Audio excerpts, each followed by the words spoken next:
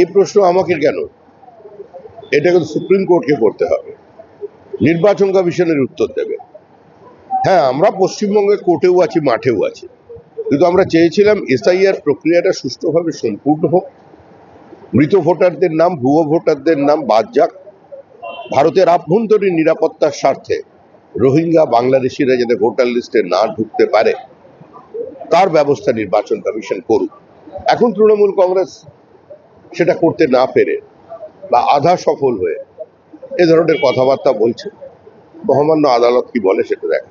মুখ্যমন্ত্রী যেভাবে মিউনিসিপ্যালিটি নির্বাচন জেতেন, কর্পোরেশন নির্বাচন জেতেন, পঞ্চায়েত নির্বাচন জেতেন এবং জেতার পরেও যা যা করেন সেভাবেই উনি এই নির্বাচনটা করতে চেয়েছিলেন, যেটা সম্ভব হচ্ছে না। কিছুটা উনি সফল, কারণ উনি ওনার প্রশাসনকে কাজে লাগিয়ে বিএলওর ওপরে চাপ সৃষ্টি করে ভুল তথ্য আপলোড করে সমাজের কিছু প্রতিষ্ঠিত ব্যক্তি, যেখানে বিজেপি লিড পায়, হিন্দু উদ্বাস্তু অঞ্চল, মতুয়া, রাজবংশীদের নাম ভোটার লিস্ট থেকে বাদ দিয়েছে।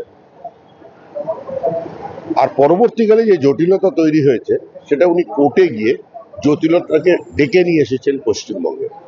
এখন পরাজয় নিশ্চিত, তৃণমূল হেরে গেছে। শেষ মুহূর্তে ওই নিভে যাওয়ার আগে একটু প্রদীপ জ্বলে ওঠে, সেটাই।